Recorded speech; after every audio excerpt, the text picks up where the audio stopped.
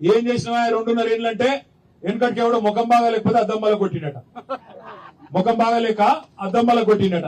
ఏంద్రాబాయ్ ఏం చేసినావంటే కేసీఆర్ అప్పుల పాలు చేసిపోయిండు, నాకు శాతం అయితే లేదు, నాతో అయితలేదు. ఏం అప్పుల పాలు చేసిండు కేసీఆర్ నేను చెప్తా. కేసీఆర్ అప్పులు చేసిండు అంటే 1000 గురుకుల పాఠశాలలు పెట్టిండు. కేసీఆర్ అప్పు చేసిండంటే మరి 45 లక్షల ఎకరాలకు నీళ్ళు ఇచ్చే కాళేశ్వరం లాంటి ప్రాజెక్టు కట్టిండు. కేసీఆర్ అప్పు చేసిండంటే జిల్లాకు ఒక మెడికల్ కాలేజ్ పెట్టి ఇలా ఎస్సీ ఎస్టీ బీసీ మైనారిటీ పిల్లలకు చదువు చెప్పించిండు. కేసీఆర్ అప్పు చేసిండంటే జిల్లాకు ఒక నర్సింగ్ కాలేజ్ పెట్టిండు, బ్రహ్మాండంగా మన పిల్లలు నర్సింగ్ చదువుకునే అవకాశం ఇచ్చిండు.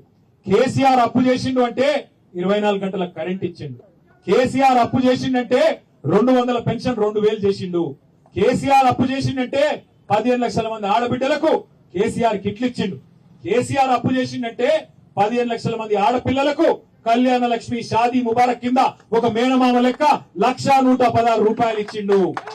కేసీఆర్ అప్పు చేసిండు అంటే అవును 6 లక్షల మంది దివ్యాంగులకు నెలకు 6,000 పెన్షన్లు ఇచ్చిండు. నువ్వేం చేసినవా? కేసీఆర్ అప్పు చేస్తే హైదరాబాద్ లో 1,00,000 డబుల్ బెడ్రూమ్ ఇల్లు కట్టిండు. నువ్వేం చేసినావు? 4 లక్షల కోట్ల అప్పు చేసి చెప్పును, ఒక పని చెప్పు. కేసీఆర్ అప్పు చేస్తే 73,000 కోట్లు రైతుల ఖాతాల్లో రైతు బంద్ చేసిండు. నువ్వేం చేసినావు? రైతు బంద్ అయ్యవు, యూరియా బస్తా ఇయ్యవు, కళ్యాణ లక్ష్మి టైంకు రాదు, కేసీఆర్ కిట్ ఎత్తేసిండు, రంజాన్ తోఫా బంధు, బతుకమ్మ చీర బంధు, కొత్తవి రాకపోగా ఉన్నాయే పోయినాయి కదా. నువ్వు వచ్చినాక చేసింది ఏంది? సిగ్గు లేకుండా తెల్లారి లేస్తే బూతులు మాట్లాడటం, తెల్లారి లేస్తే డైలాగులు కొట్టడం, పనికి మాలిన పనులు చేయడం తప్ప ఒక్క మంచి పని. ఈ మధ్య ఇంకా కొత్త రాగం అందుకున్నాడు. 1 కోటి మంది మహిళల్ని కోటీశ్వర్లు చేసి నాకు ఇచ్చిపెట్టాడట. మీ మెడల పుస్తల తాడెత్తుకపోకపోతే వాడే మంచోడు. 1 కోటి మంది మహిళలు కోటీశ్వర్లు చేసుడు ఆ తర్వాత ముచ్చట. నేను అడిగిన అసెంబ్లీలో నిజంగా నాకు అనుమానం వచ్చింది, వీడేమన్నా దోసుకున్న సంపద అంతా పంచిపెడతారైంది రాబిన్ హుడ్ లెక్క అని నేను అడిగిన. అయ్యా ఒకటి చెప్పు, ఆ 1 కోటి మంది కోటీశ్వర్లు అంటే కోటికి ఎన్ని సూటాలు ఉంటాయి చెప్పురా భయ అన్న. ఒక్క మంత్రికి తెలియదు, ముఖ్యమంత్రికి అంతకంటే తెలియదు. కోట్లు మింగుడు తెలుసు, కోట్ల ఎన్ని సున్నాలు ఉంటాయి ఆయనకే మెరక.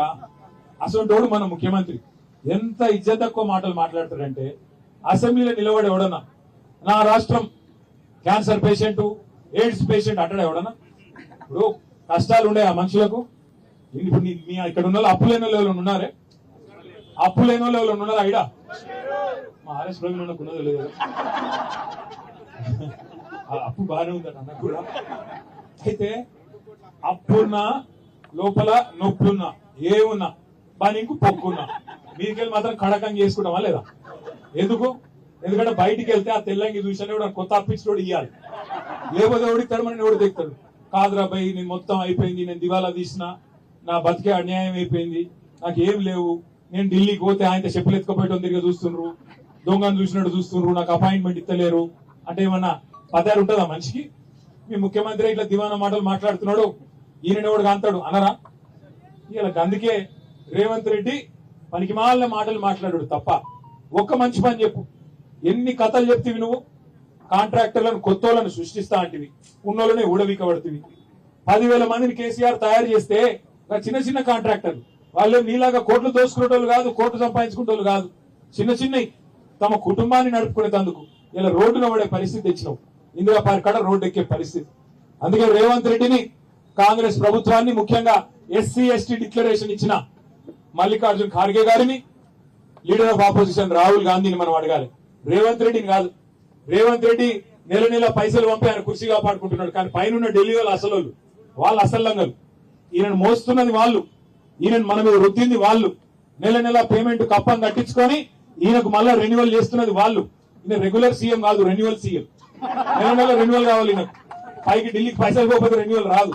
నెలకు మళ్ళీ బ్యాగులు పోవాలి, మోసుకుంటూ పోవాలి, పోసాడ పెట్టి లెక్క పెట్టుకొని మొత్తం మళ్ళీ అప్పుడు రెన్యువల్ టాంప్ వేసి పంపిస్తారు.